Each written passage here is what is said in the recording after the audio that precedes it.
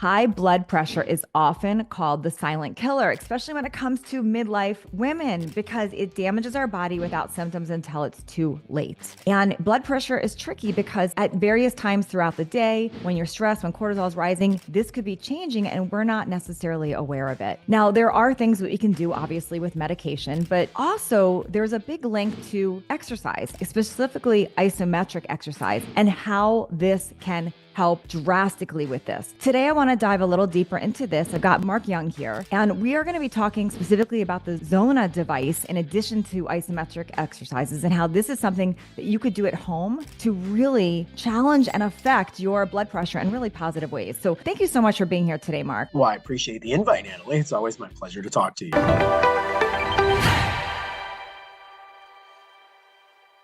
So I want to back up a minute. I know you're very involved, obviously, with Zona, and I've a lot of questions I'm going to ask you there about the device, which I've been using and my husband's been using at home. And it's very different than what I originally imagined it would be for. We're going to get into that. But let's just talk about blood pressure in general and health in midlife, because I know you've got a pretty strong background, like even coming from working with red light, you're kind of always on the cutting edge. But what are your thoughts in general about blood pressure and where isometric exercise fits into this? Yeah, the giant question, Natalie. Wow, we started with something that big. So yeah, I love that we're having the conversation about blood pressure because as you mentioned in your introduction, like this is a silent killer. This is for many people, it's something that's lingering beneath the surface, almost like that time bomb waiting for something to happen. And I think there's a lot of misconception around what it is. I think there's a lot of misconception about how it quote unquote suddenly happens, because nothing suddenly happens with the body. And when we're trying to have those conversations with people, usually what I refer to as the source and origin, that is, there's a reason things are happening in your body. And I'm going to be a little controversial when I say this, but hypertension has been given an indication as a disease state. Mm-hmm. And I'm actually going to, I could place an argument here, while it's probably not the topic for the context here, but hypertension is a symptom. And when we're noticing rising blood pressure levels, something else is going on in the body that's causing that. And I would say that, unfortunately, my belief, I'll say this for me personally, and that is our healthcare system is about symptom reduction. They're not about, getting in and figuring out exactly what the original source and origin problem is. And if all I'm doing is taking the Tylenol to make my knee stop hurting, I didn't fix the problem that's making my knee hurt. And likewise, I think there are some serious issues taking place with people's physiology, because we are, as you mentioned, we can certainly control blood pressure through medication. Yeah. But all you're doing is reducing the symptom. Why do you have high blood pressure has still not been answered. Yeah, I feel that very same way about cholesterol or even blood sugar. There's diabetes, so many, you name it. Everything falls into this, and blood pressure is this thing that I feel gets overlooked a lot because it's not showing up on your lab blood work, right? Like you don't necessarily see that there. Okay. And it changes throughout the day, obviously. Like somebody could say, well, I always have low blood pressure, but what's happening when they're stressed or when something is changing there? We're not really looking at that. And this is a personal topic to me because my dad actually died at age 49 of heart disease, and he had very high blood pressure. And they had just put him on medication, which did not fix the problem. And he literally died of a heart attack. So this is obviously a very important topic. And I think many people are not thinking about this. Now, when people just go and take a medication to lower blood pressure, which lowers the number, and you're not looking at the root cause, what do you believe, you personally believe some of the root causes of this higher blood pressure is? Well, ultimately, by definition, blood pressure being high is because the heart is just working harder to push blood through what would be smaller openings, meaning the cardiovascular system. So when pressure, if we think of pressure, I always refer it to a garden hose, right? Like we were all kids and kinked the garden hose and, and watched the water start dripping out from in it. Then all of a sudden you unkink the hose and the water all spurts out and so on. But pressure is really the amount of force that's required to push blood from start to finish through the cardiovascular system. The higher the pressure, meaning that what's happening is that it's taking more work to push something. Because imagine the case that you're trying to even like blow into a balloon, right? Yeah. Like the harder the pressure, the harder you're working to make that happen. High blood pressure is typically caused because the cardiovascular system is contracting. That there's either it is in some kind of spasmic state, which is causing it to contract too much, or that there's a buildup often on the insides of that cardiovascular system. That's like the clogged arteries that people are hearing about. Clogged arteries, it's plaque buildup, it's any number of things that could be happening there. And it can also happen just based on arteriosclerosis, which we hear, which is actually the hardening of the blood vessel lining, specifically the endothelium, which we'll get into, I'm sure. But what happens is the blood vessels, they're not limber anymore. It's like having an old garden hose that's just not flexible anymore. I've never heard that analogy, and I actually love this garden hose analogy because that makes sense to me. And I'm sure everyone's picturing that. You picture a kinked garden hose, and if you can create, you either have to unkink it radically, like you pick it up and do that, or if you create even more pressure, it could forcibly make it come through, but not without more damage or more issues or other consequences. So I actually love that analogy. How does stress play in? I know this is a bigger question, but how does stress create that high blood pressure? So stress is an interesting one because when most people are referring to having hypertension or high blood pressure, you mentioned your father at age 49, which that hits home. I'm 49 right now, right? And literally just I can't even imagine. It feels like my life is barely beginning, much less coming to a conclusion, right? But when we talk about hypertension, for most people, they're referring to age-related hypertension. And that age-related hypertension is also, I don't want to call it normal because I'm not a fan of calling anything normal that's age-related, because I think age is a function of oxidative stress. Age is not a function of chronology. But the reality is that as people age, imagine the blood vessel as being like a sponge. Okay. And that sponge over time, if not kept hydrated, just continues to harden. And then you get that almost brittle feeling to that sponge. Well, try scrubbing a dish or something with a brittle sponge, right? Yeah, you can't do it. It's very hard. You can't do it. There's no flexibility to it. There's nothing to that. Now imagine if your entire cardiovascular system functioned like that dried out sponge. As blood was trying to force through it, would it expand to allow things to happen? And the answer is no. Two things also happen there that I want to point out. That is that vasodilation that's taking place when pressure needs to be decreased. And vasodilation is literally just the widening of the blood vessel, is for the most part in the body caused either as a response to the body's natural understanding that it needs to do that, because the body knows how to self-regulate. But when blood pressure is increasing and hypertension is present, what ends up happening there is that the body has, in most cases, lost its ability to self-regulate. So we either give a pill to regulate it artificially, or we need to go teach the body how to self-regulate again, which is my preference. To that point, though, vasodilation also, and specifically to your audience, vasodilation for most people is caused to the release of nitric oxide in the body. And nitric oxide is a molecule that's being created by the body and released. And nitric oxide is a natural vasodilator. But when nitric oxide levels are low in the body, and nitric oxide is not produced at the same levels as you age as it is when you're younger, for multiple reasons. But one of those things is, for instance, even estrogen is a vasodilator.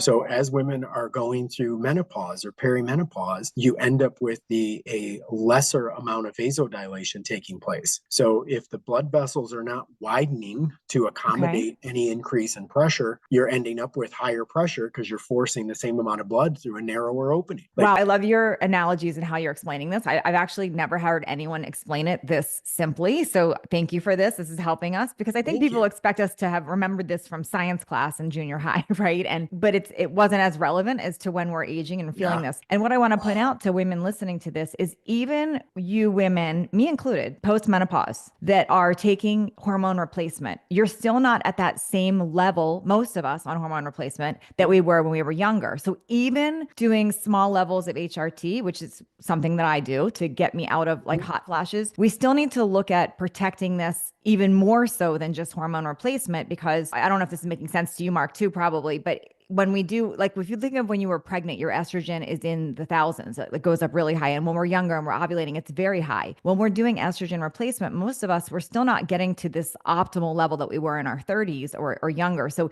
even if we're doing HRT, this is an important conversation of what else we need to be looking at, because you still have that decline in your hormones, which is also still contributing to this. I just wanted to make sure I point that out, because I think some people shut down. They're like, well, I'm on HRT or I'm doing this, and they don't think there's other variables. Yeah, very fair, very fair. And by the way, I'll add to that and say that estrogen is still only one contributing factor to this. So even if you were able to get your estrogen levels up to where they were, it still doesn't change the fact that you're still dealing with this arteriosclerosis and these other issues of nitric oxide reduction and so on and so forth. All of these factors are playing in. And I think those of us who live in this naturopathic world that are trying to find out, I think the goal of anybody who lives in that naturopathic world or that biohacking space, whatever the word du jour is that we're using using for this. I say age optimizing. So I like There you that. go. Yep. Longevity, age optimizing, all the things. The reality is that any of us who live in this space, there's a intellectual curiosity that exists to say, okay, I get that this is what's happening, but why? But why? Yes.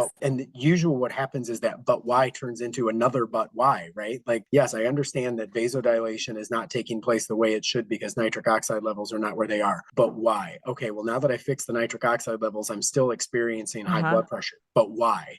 Yes, and I like that you brought that up too, because I think we also don't go deep enough sometimes. So what happens is we say, like, think of the amount of supplements. Every supplement on the market was because of like what you just basically said, like, oh, low on nitric oxide, so let's supplement there. Or it's whatever we're saying we're low on. We think, oh, just take that supplement. But what you just said is, but why are we low? Like, what is the root? And we get to the root, and that's the thing that we tend to overlook and skip many times. Well, it's something as silly as, I forget which social media influencer recently was just like, we've never been born with an Advil deficiency, right? Like that's right.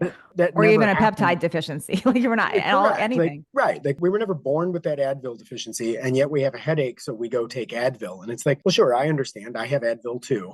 And sometimes for a headache I'll take it, but my natural response is to reach and grab magnesium, because usually it's a magnesium deficiency that's causing the headache, right? There's something else going on. And if I can fix that deficiency, I can remedy the symptom. And I think modern medicine, for all of its wonders, has also just made us so symptom adverse that we hate symptoms rather than reading symptoms. Like symptoms are tea leaves. Yes, you're right. Symptoms are tea leaves. Like what is it that we can dig in and find out about ourselves because of what we're experiencing right now? And rather than trying to just eradicate the symptoms, let's learn what's going on in our body. Our body is giving us data. Yes. And we're trying to throw the data away. Very true. So what I want to pivot and talk to you about right now is, so there's a lot of different layers we could get into about what causes high blood pressure, how to reverse it, or how to change it, how to stay healthy. But I want to dive specifically into exercise and specific type of exercise, isometric, and then why Zona makes sense here. But I want to back up a little bit. When people think of cardiovascular health, they think of heart health, they automatically go to cardio. So I want to talk about that first, like your thoughts on where cardio fits into blood pressure and heart disease. And then I want to talk about different types of exercise, specifically isometric and the studies around that. I love it. And yeah, I agree with you. Cardio tends to be where people go. And cardio is a great indicator of cardiovascular fitness, but it's not because of the excess that people are able to put into cardio. It's about the recovery time. Okay. So, and that's something that a lot of people, I think, don't necessarily understand. It's like, they all overlook it. My audience is all overlooking it. So let's talk about that for a minute. So what do you... Perfect. Well, I'll give you an example and tell you, like, the fittest person is not the one who's able to run the fastest to the corner. The fittest person is the one who's able to stop breathing hard afterwards. That you may outrun me to the corner, but if I'm back breathing normally before you, I'm in better shape. So it's recovery, you all, not how hard you've pushed yourself, how fast do you recover. And cardio is a great indication of how you can recover from cardio. Cardio, in my opinion, and I think there's a lot of people who would back me up on this, perhaps you included, is that cardio is fantastic, but people who go excess in their cardio, they're going to go run 12 miles. Running 12 miles is fantastic for you, but the reality is you're going to get a better workout by doing sprints. Yes. We also can cause oxidative stress more by doing too much cardio. Correct. So, which is the opposite of what we're trying to do. Exactly. So we're trying to stress the system out. And the only time that running 12 miles is beneficial is if your body actually requires 12 miles to get stressed out. Wow. Okay, my body stresses out a lot before 12 miles. Yes. So getting to 12 miles is not doing it for me because, if I were to go and when I go running, I actually do the interval runs. Like I'll run for 2 minutes and walk for a minute and run for 2 minutes and walk for a minute. It's like I deliberately run intervals and sprints because what ends up happening is I raise my heart rate, I lower my heart rate. I raise my heart rate, I lower my heart rate. And I begin to condition myself into a better recovery, or what we refer to as HRV even, right? And that HRV, that heart rate variability, the speed at which and the performance at which I can get my heart rate up and back down and up and back down and up and back down is a much better indicator of my physical fitness than my ability to run fast or long. So they've heard me, if they've been listening to if you've all been listening to my podcast, you've heard me talk about like we've talked about a Carol bike bike and stuff like that, where it does that. Awesome. I'm a huge fan of that. I don't want to get too off track, but I want to make sure I ask this because you just brought it up about HRV. So HRV is an interesting thing. I want to ask you just a little bit more about that because it's also confusing because a lot of us wear tracking rings and things like that, and it may not be as accurate. Yeah. Like my tracking ring says that my HRV is terrible, even though other measures say it's not. So just anything you have on HRV, or if you can explain that, because people will get stuck on that one thing. And what's your ideal indicator of how you're recovering, or do you have any guidance on that? Sure. And what I'm going to tell you is two things. The one is the obvious basics of how fast can you just go back to breathing normal? Yep. Get yourself to the point that you feel exerted and then stop and get back to normal and start measuring how fast you get back to normal is what you're trying to do. When it relates to your Oura ring or whatever kind of tracking device you're using to measure HRV, my HRV is typically very low. Mine too. Which like I thought I was dying at some point because I was tripping me up. So that's why I wanted to bring this up. Mine averages like a 12 to a 15 on a regular basis. Like it's okay. I feel better. Low. Thank you. Okay. And I'll tell you, I actually have even talked to a specialist about it because I was like, am I dying? Yeah. Am I great? Like, what's going on? I do everything? Why is my HRV so low? And one of the biggest permission points that I was given by a specialist on the topic at one point is he's like, look, let me clear this up for you. And he goes, people's HRV is different. And he goes, and what your biometrics are reading, you shouldn't be worried about what the HRV is. Okay. You should be worried about how consistent it is. Okay. So if your ARV is a 15, but it's a 15 all the time, don't worry about it. You're fine. Yes. Okay, Mark, you just made us feel better because a lot of people have asked. Right. I mean, if your HRV is a 25 one minute and a 6 the next night, check on that. Like figure out what's going on. But again, we're talking about variability. The concern with an HRV score is when there is high variability in your HRV. Thank you for saying this. Thank you. Because nothing it was very liberating for me. Yes. Okay. Thank you. You just made a lot of people feel a lot better, which is important because if we're stressed, we have a heart problem too. So thank you for helping. So this is good. Fair. Okay. So first of all, what is isometric exercise? If you could, because some people don't know what that means. Yeah. And we're going to go down that avenue. So what is isometric exercise? What does that mean? Absolutely. Well, I'm actually going to start with a juxtaposition as to what isn't isometric exercise first. And most people are familiar with, we talked about cardio, but now we're going to talk about, for instance, weightlifting or body lifting. Most people are familiar with concentric movement, which is the up of a sit-up. Yep. And then they're familiar with eccentric movement, right? That's the lay down of a sit-up, right? I'm going up, I'm going down, I'm going up, I'm going down. And what we're doing is we're seeing a contraction of a muscle group and then an expansion of the muscle group. It's that sit-up, up and down. It's the preacher curl, right? When my arm is fully extended, that's eccentric. When I lift the weight up to my chest, that's a concentric movement. I'm constricting, I'm extending. Isometric is, I'm not going to say the opposite of those things because concentric and eccentric are kind of opposites of each other. Isometric stands in its own little bucket, and literally isometric being the Greek term for equal measurement. What we're actually having there is it's not about expanding a muscle. It's not about contracting a muscle. It's about holding a muscle in an absolutely perfect measurement for a period of time. So it's the equivalent of a plank as opposed to a sit-up. Yep. Or even I would imagine like you do a chin up, but you're holding it like in that, if you were to hold it up, which think about that, y'all, how challenging that would be. Or even picture holding your grocery bags like this and just not moving like that. Correct. It's a wall sit. It's a plank. It's a, like you're saying, it's a chin up, but when you get to the bar, you hold it for 30 seconds. Yeah. Or you're doing a shoulder press and you're like right there. You're just not moving. Absolutely. A lot of times I'll do the exact same thing between sets of bicep curls, for instance. Like you're doing your bicep curl, but then once you finish your set, actually hold it at a 90 degree.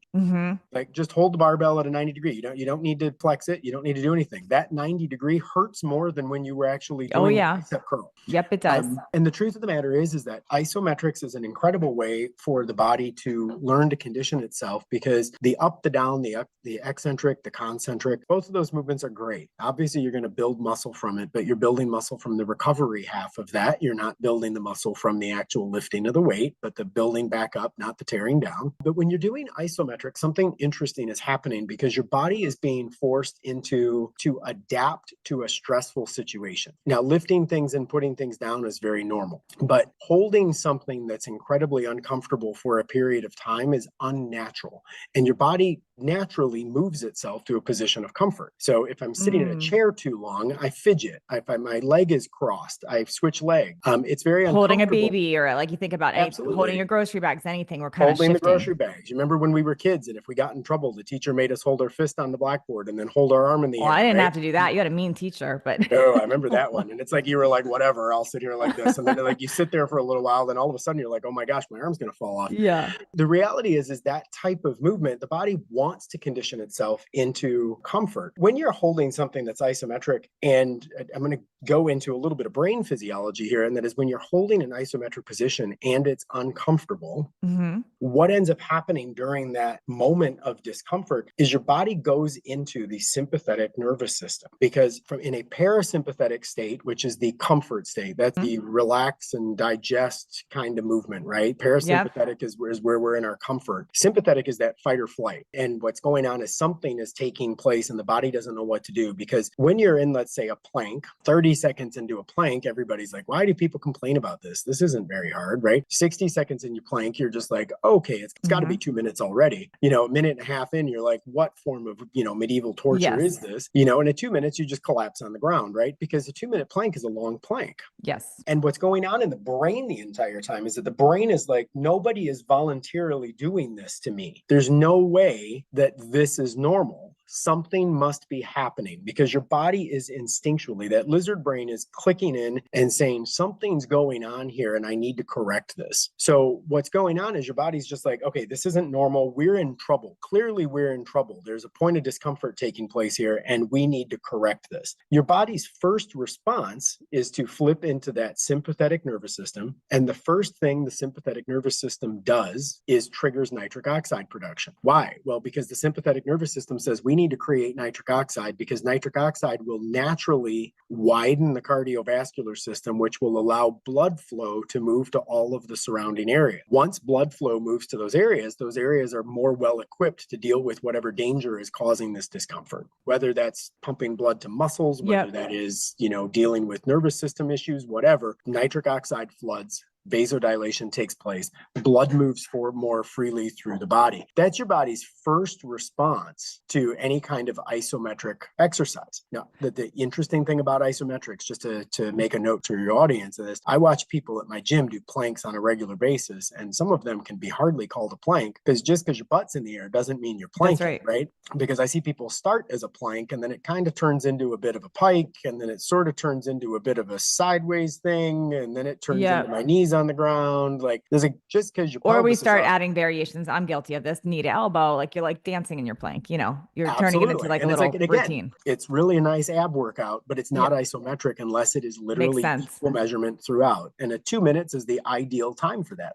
But it needs to be exactly ideal. And the issue is we're really not getting any biofeedback on whether or not we're actually holding it correctly. Because if a trainer stood over you the entire time you were doing your plank and like hit you with a zapper every time you moved, that would be some biofeedback right? It makes sense. This might be off topic, but I know somebody else might be thinking this, since I am. When people do the blood flow restriction training, is that supposed to be mimicking what isometric? It actually is very similar. There is a similar result that happens with that, like Katso bands and stuff like that. Those types of things actually have a very similar response to them, because you are growing a muscle group through blood flow restriction. It is a different exercise, which we'll get into in a second, because Katsu bands will actually cause blood flow restriction. It actually causes the muscle to work harder at what it's doing and so on. But we'll get into the distinction of that in a little bit. Because that sounds like it's more just for difference. And that's more, I would imagine, just for when you're looking at building muscle. That might be more that, where what we're talking about is different. Okay, so isometric, there are a lot of studies about this helping not just with strength, but with lowering overall blood pressure because of what you're explaining. This makes sense to me. But did I say that right?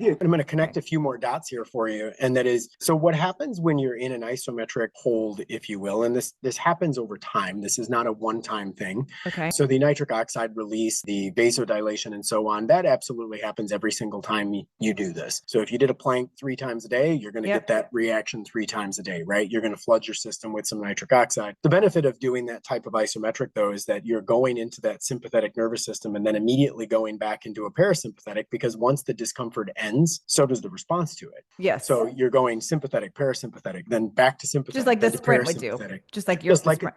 Just like a sprint would do. Exactly. Like you're stressing out and then going back to normal. So that recovery is great. The difference is with that sprint and with that recovery there, we talked about HRV and how we're letting the cardiovascular system go back to normal. This is actually a nervous system issue more than a cardiovascular issue. And that is, it's more of vagal conditioning than it is actually dealing with the cardiovascular system or the heart specifically. Okay. This is wild. And I'm sorry. I'm probably like, just, you're seeing my ADHD come to life right now. It's good.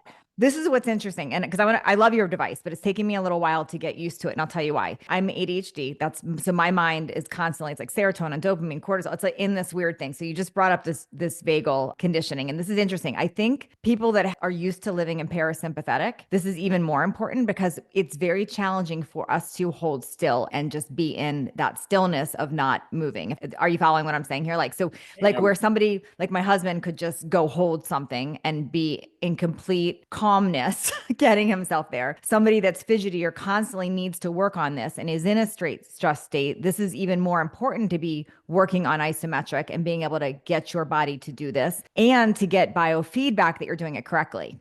So it's what we refer to as an active meditation. That is, there are people, like you're saying, someone who has an ADHD, who's just a high level active person anyways, who is to the idea of just sitting and doing your mantra for 2 minutes is enough to just raise your blood pressure at the thought of it. Yes. And for those people, it becomes an active meditation. And you'll find that a lot of people, start playing games on their phone or they'll do other sorts of things. And that is their way of calming down. And the calm down is because their brain needs something that requires some kind of focus. And the higher level of focus that's required, it actually takes all of that disparate attention and focuses it in one area. So it's what we refer to as an active meditation. And it's not the clear your mind. It's almost like a take your mind and take all of that energy in one place instead. And what we find is that people who are that, ADHD personality type, they do actually use Zona, and it really becomes an active meditation for them, because as much as I can do my Zona nowadays and sit and check my email at the same time because I've just been doing it so long, the reality is that for a lot of people, like it's the only time a day, it's that 10 minutes a day where they actually can't do anything else. Yes. And it forces that slowdown. Okay, this is brilliant. And as it relates to vagal tone, the ability to move back and forth from sympathetic to parasympathetic response is enormous when you consider all of the physiological things that happen when you're moving from one to the next. If your body spends too much time, and I think too much of our country spends their time in the sympathetic nervous system, right? They're just always in this fight or flight. I'm late to pick up the kids. Dinner's not done. I didn't finish my work. The phone is ringing. We're just overstimulated. What it is, did I just see? The average person is hit with 65,000 marketing messages per day. Wow. And just in everything from banner ads on your computer to your cell phone to billboards to TV to radio to like you name it. Like we're just inundated with things, and to be able to cut that out of the world for 10 minutes and have to focus on something else is huge. That's brilliant. Yeah. This is so important. And if those of you don't know, if you're living in that state, I'll describe it as it sometimes feels like you've had caffeine, but you haven't. Like it's like this, you can literally feel like you took something, or it feels like you're in this hyper state of a stimulant state, but you haven't taken a stimulant to make you feel that way. That is literally, you're in that parasympathetic, you're in that place that you don't want to be. 100%.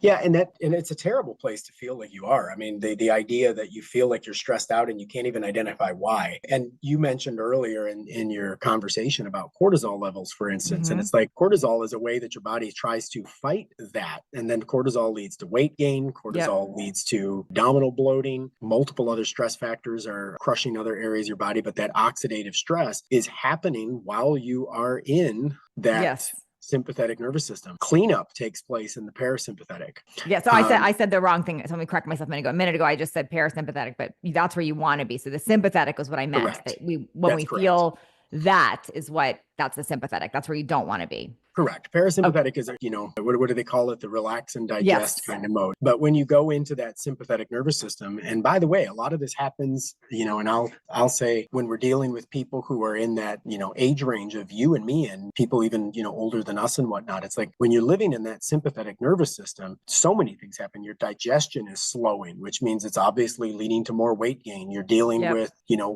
that's where you're going to end up with issues with insulin resistance. That's where you deal with issues like sexual dysfunction, because literally when your sympathetic nervous system is triggered, your body's physiological response to that stress environment is to shut everything down, because the only thing that matters right now is survival. Wow. And literally, think of it as that caveman response to a lion just, showed up out of the jungle. And again, not that I'm into the caveman metaphors, but the reality is that sympathetic nervous system response is literally like the only thing that matters right now is survival. And if anybody in your audience has ever lived a life that felt like you just survived every day, Yep. it's that Maslow's hierarchy, right? Like none of the things at the top of the pyramid matter because I'm just trying to make it through life. Totally. Today. Like paying the bills is in and of itself the biggest thing I can deal with right now. But the body's ability and the mind's ability equally to be able to switch from that sympathetic to parasympathetic response. There are moments to be in sympathetic. When you're at like the gym, your grandkid or your kid falls in a pool, you've got to be in that to jump in. Like you have an accident. Like there's times that we need that, but not all day long. Absolutely. When I'm at the gym, I do HIIT training is my gym of choice. And it's like one of the things I love about HIIT training is that I for 2 minutes force my body to do things that are unnatural by either lifting heavy things or sprinting or pushing or pulling or doing whatever we do at HIIT gyms. And then you get a 30 seconds of nothing. Yeah. Like the 30 seconds of nothing is enough to go like, okay, we just stressed, now parasympathetic. Oh, now I've got to go lift. 2 minutes of sympathetic, back to parasympathetic. And what people don't necessarily realize, especially in the gym community, because it's all about, muscle and fitness, the reality is the brain response that your body's getting out of that hormonal shift that's taking place and that vagal conditioning that's taking place while I'm at the gym. Just going into the gym stressed and going sympathetic, parasympathetic, sympathetic, parasympathetic, and bouncing back and forth from that nervous system response. When by the time I leave the gym, I'm just in a good place. Yes. Because I've conditioned my body to know how to go back to normal. Yes. But warning on that for the people that are in that high stress, always running in the wrong state. When you like bring your cell phone into the gym or you're not giving your body that, like, so if you 100%. do a set and then you pick up your cell phone and you freak out about an email, you're constantly staying in the wrong state. So absolutely. I just want to point that out because I think a lot of people, they put in the motion, like they're like, I'm doing this, but they're not doing fully what you're saying. Like create the tension, relax, create the tension, relax. 100%. And it's one of the beauties, not to get too far off topic on that, but like I go to a gym down here in the Miami area and they call it partner interval training. And I don't think they even realize the genius of what they're doing to the extent that I look at it because just different eyes. It's that 2 minutes on, 30 seconds off kind of mindset. Like my phone stays away from me while I'm working out. Like I don't need anything else to happen there. And quite frankly, I'm not pretty enough to get pictures while I'm working.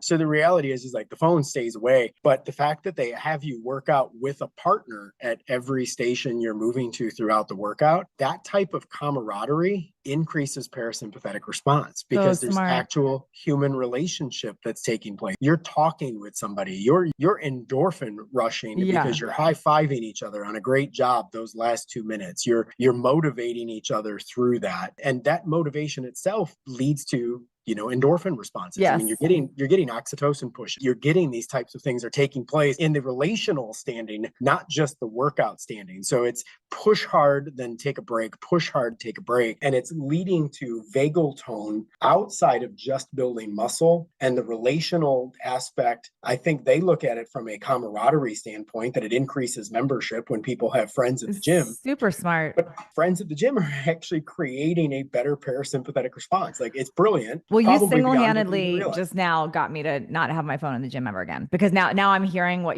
now I just connected the dots on what I was missing in the gap. So I know I'm not alone on this. Other people are doing this too, because I had not really thought through. I understood what you were saying logically, but I'm now thinking, yeah, you can work out as hard as you think you're working, but if you're constantly not letting yourself get into that recover state, you're not getting these full benefits there. So that's pretty wild. You're dropping lots of knowledge bombs, especially the HRV and all this. Okay. So I'm glad you think so. Yeah. So with the isometric exercise, the biggest issue I think that there is that you don't have that biofeedback. You don't know that you're actually doing it. Like you just said, like a trainer, unless they're sitting sitting there, prodding you and saying, get back straight. Like you're not actually doing it. So what you figured out, what Zona figured out was a way to give you that biofeedback, which forces you to be able to do this without even having to go to the gym. Can you explain how that works? Well, there's a whole other layer of physiology I want to get into here as well that we didn't, and that is Zona is an isometric hand grip exercise device, and I know you've got one, and I don't know if your audience is watching; they can see the one that I'm holding up on the screen here. Got it right here.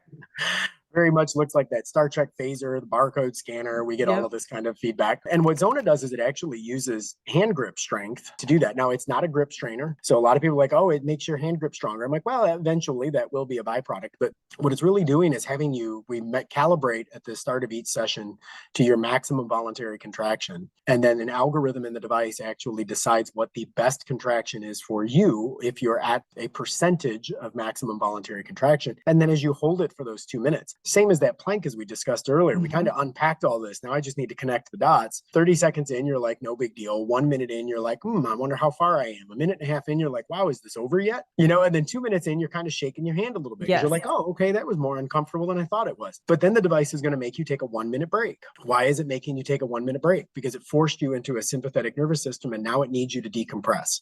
Then you're going to do it on your left hand and you're going to do it again. You're going to do it 2 times, one on the two on the right, 2 on the left, for just about 10, 11 minutes worth of workout. It's not the end of the world. And you can't cheat because it beeps at you. Correct. But what it's going to do is it's going to give you the biofeedback, as you mentioned, that are actually telling you that you're squeezing it too hard, you're not squeezing it enough. It's going to give you visual feedback and so on, because it's no different than the trainer sitting over you prodding when your plank isn't correct. Except you can't fire it because it's you've already bought it and it's in your hand. Also true.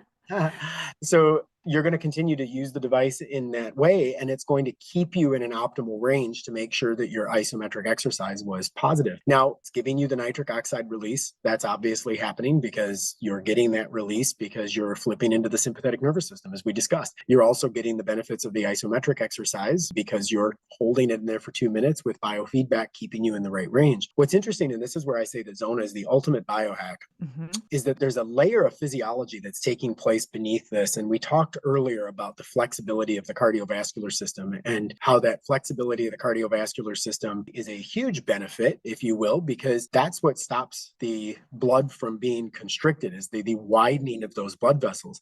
We also draw a parallel to the dried sponge. Remember, we talked about how the blood vessels should be like a moist sponge that is flexible, but over time they end up drying and it's like a brittle sponge. The corner shot, or the combo shot to the corner pocket here for Zona, is that when your body ends up restricting a muscle group and using that isometric, so I'm holding my grip to a certain level and then I'm just having to hold it for a period of time, not only are we getting the nitric oxide response, but we're all familiar with how do we prevent cramping, right? Well, cramping, what do we tell people? Well, make sure that you're, electrolytes, right? Part of the reason behind that is because what ends up happening is that when a muscle is held at a static resistance for a period of time, it wants to cramp. It's going to want to cramp. Well, the only way that the body doesn't cramp is it actually releases sodium into the muscle, and the sodium that's being released in the muscle stops that muscle from spasming. Well, at a cellular level, sodium levels must always be equal to potassium levels in any cell in the body. There's always a sodium-potassium balance. Well, if the cell forces sodium in order to let the muscle not constrict,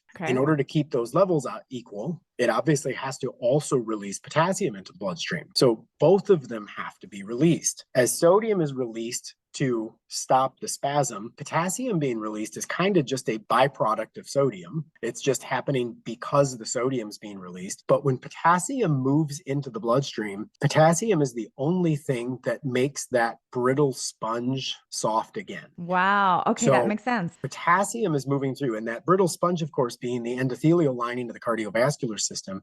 As potassium is moving through, potassium begins to soften that sponge all over again. Well, what's interesting is that when you were younger, you didn't have this problem because you had all of this stuff. You weren't born with a potassium deficiency, right? Like everything was there. Right. As you age, these things happen. Your cardiovascular system begins to harden a little bit, that arteriosclerosis, as we discussed. Potassium actually softens the endothelium, and the endothelium ends up being able to flex again like it used to. We're retraining the body. The functional medicine is nothing but reminding the body what it already knows how to do. When we end up doing that, we do end up with a more flexible cardiovascular system. I always use the phrase that we're literally reversing time, because we're taking the cardiovascular system back to where it used to be. Now, the interesting thing about the endothelium is that it also functions as what I call the thermostat of the cardiovascular system. And that is, the endothelium is the regulatory instrument in the body that lets the brain know that blood pressure is high. When your endothelium begins to harden, your body literally loses its ability to know that it's experiencing high blood pressure. The body doesn't even know it. Wow. So the body doesn't respond to it because it doesn't even realize it. It lost its ability to sense high blood pressure. I say it's kind of like the equivalent of a thermostat, if you're familiar with that. And that is, the thermostat is what lets the furnace know that it's cold. Yep. Well, if your thermostat's broken, the heat's never going to turn on, and you're blaming the furnace. It's right. like, well, it's not the furnace's fault. You got a thermostat problem. Your thermostat didn't know to tell the furnace to turn on, so the furnace never turned on, and now it's cold in the house. Same thing has happened with your cardiovascular system. Your blood pressures continue to increase and increase and increase over time. But the reason the blood pressures continue to increase is because your body didn't even know it was increasing. Wow. It literally lost its ability to self-regulate.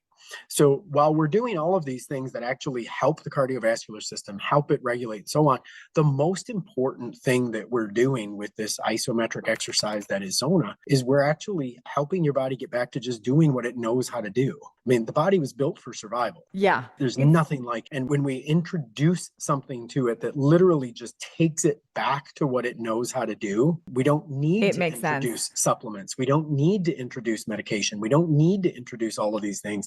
We just let the body do what the body knows how to do. It knows how to self-regulate if given the right environment. So this makes so much sense. And what I love about it is it's just common sense. It's not, it is that when I said earlier, like you can treat symptoms, but if we can understand what's creating risk and go back behind, you've really addressed that. What I like specifically about this is when I first talked to Mark, I got the understanding of isometric. I never really understood how isometric was connected to heart until you explained that to me a few weeks ago when I talked to you. So that made a lot of sense to me. But what I then did what a lot of you listening might try to do. I'm like, oh, I'll just go hold a plank perfect for 2 minutes, or I'll just go hold an L sit for 2 minutes. And then I realized, wait, I'm not actually doing that. Like I might have thought I was doing it, but I'm fidgeting or I'm moving around or I'm not in that true isometric hold. So what's cool about this, because I was that person that was like, well, I don't need a device. I'll just do it myself. But I'm telling you all, it's not as easy as you think. It's a lot harder than you think to do it yourself. So what's cool about this device is you can do it literally from anywhere. Like I could do it while I'm talking to him right now. I could do it while I'm watching TV. I could do it while you're doing it while you're emailing. I don't think I could do that, but you can do it like you just do it in your day. It's easy and it gives you exact feedback. So you don't have to go to a gym to do it. You don't have to, it just becomes part of your routine. And like really any contraindications or anyone that can't do this? There isn't. You mentioned clinicals and stuff like that earlier. And what's brilliant about it is that isometrics and specifically Zona has been researched by everything from the Mayo Clinic, the Johns Hopkins University, Harvard Health Review, like you name it. Like we've got all the credentials behind what we've done here. And it's amazing that it's not a bigger conversation. Simply especially because you blended allopathic like this is not just alternative or like you really this is Western medicine would agree with this too. This is like you've really bridged all the gaps. So it is.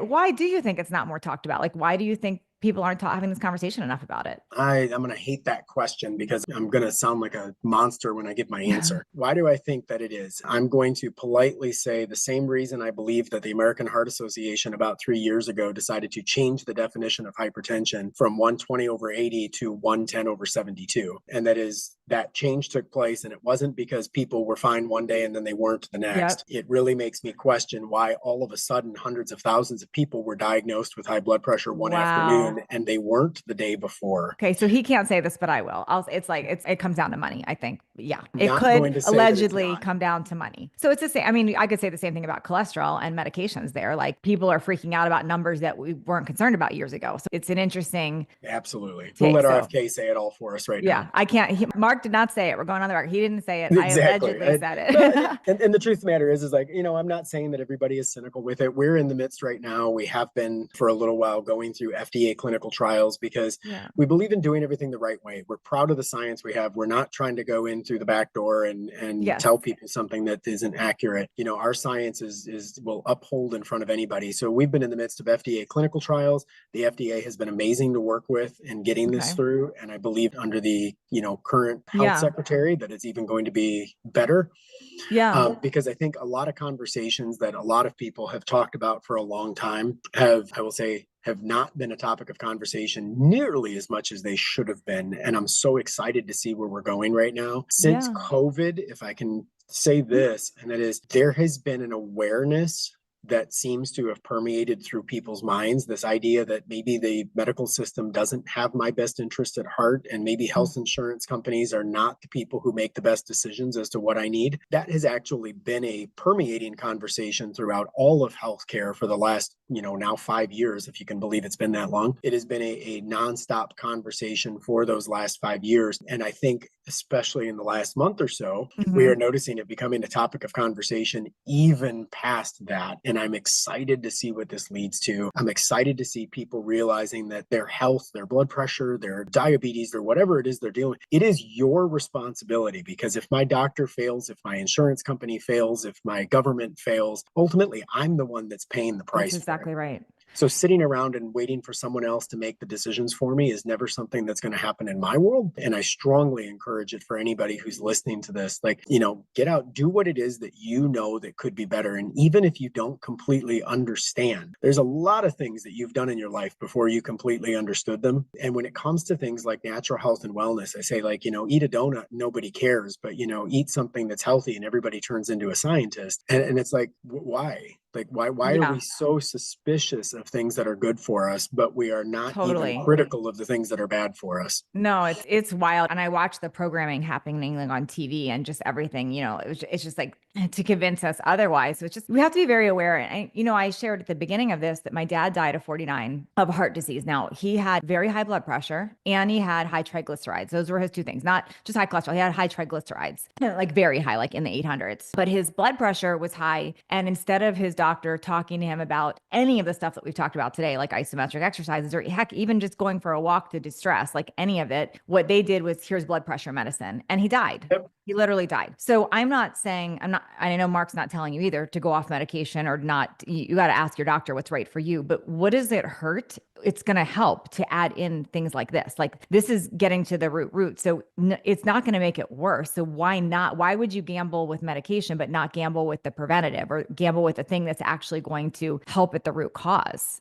Well, I'm going to say this. This is a guided exercise. And if you're going to a doctor who's telling you not to exercise, you're going to the wrong doctor. Yes, I agree. So this device, household now in our house, me and my husband, and then Mark's holding up. If you go to Zona, Zona.com, Zona.com/Natalie Jill, or if you just go to Zona.com, you can use coupon Natalie Jill just so you get a savings and everything. But this is really, your whole family can use it. You don't need one for everybody. Like you could share it. But it's really easy. Like you could do it while you're watching Netflix if you want. You could do it while you're doing it. You could do it at any time. It's just easy to do. It's the learning curve on it is just to be okay with the beep and it telling you that you're not doing it right. Because if you're a perfectionist, you're going to get that's what annoys you initially. Because you're like, I'm going to do this right. True. But you really do realize how we're not still. Because it like how we want to fidget and you want to move, right? That was my biggest struggle with it. Well, this was super eye-opening. You answered a lot of questions for me and you definitely closed the loop too with HRV concerns and phones in the gym.